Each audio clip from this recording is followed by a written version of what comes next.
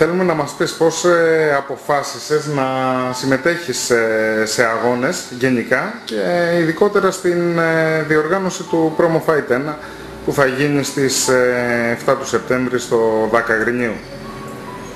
Αρχικά ξεκίνησα ως αυτοάμυνα το άθλημα, μου άρεσε πολύ και σιγά σιγά ξεκίνησα αγώνες πυγμαχίας, kickboxing. Έβλεπε ο δάσκαλός μου σταδιακά ότι πήγαινα καλά, ότι μου άρεσε, ότι ήμουν μάχημη και ξεκίνησα αγώνες σιγά σιγά και μου πρότεινε να συμμετάσχω σε αυτή την μεγάλη διοργάνωση εδώ στο Αγρίνιο, το Promo Fight 1 και δέχτηκα μεγάλη μου χαρά και πιστεύω να το πούμε καλά.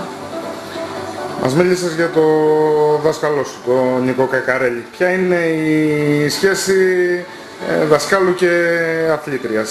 Φαντάζομαι είναι μια ιδιαίτερη σχέση, έτσι. Ναι.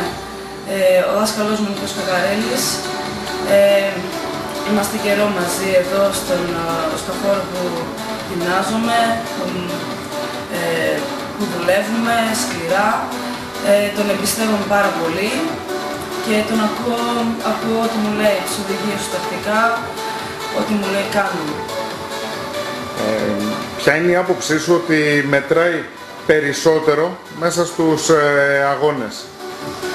Στους αγώνες πιστεύω ότι μετράει να έχεις ψυχή, πάθος, να μπαίνεις μέσα, να τα δίνεις όλα, να είσαι μάχημος, να μην σε νοιάζει τίποτα και ανεξαρτήτως το αποτέλεσμα, να ακούω το δάσκαλό μου και πιστεύω αυτό μετράει πιο πολύ, να ακούω και το δάσκαλό μου και θα πάω καλά. Τι γνωρίζεις για την αντίπαλό σου στη διοργάνωση, την Εύα Βασιλείου? Την αντίπαλό μου δεν την γνωρίζω, δεν ξέρω τίποτα για αυτήν. Θα την γνωρίσω επάνω στο ring. Τους αγώνες μου τους κλείνει ο δάσκαλος, αυτός παρακολουθεί και διαλέγει τις αντιπάλους μου. Από εκεί και πέρα δεν χρειάζεται να ξέρω. Το μόνο που με νοιάζει είναι να θα ανέβω πάνω στο ring και ό,τι μου λέει ο δάσκαλός μου θα τον ακούω τεχνικά και δεν με νοιάζει αν θα νικήσω ή θα χάσω. Εντάξει, το καλύτερο είναι να νικήσω, αυτό προσπαθώ, αυτό παλεύουμε, αλλά αυτό.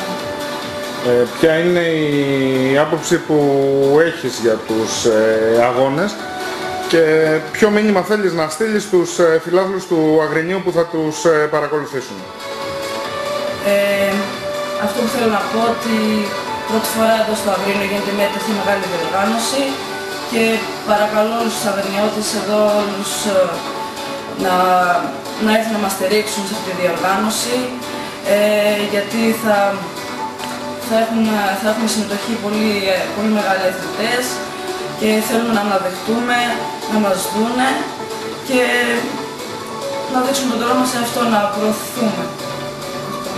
Χριστίνα, σε ευχαριστούμε πολύ. Καλή επιτυχία. Ευχαριστώ πολύ.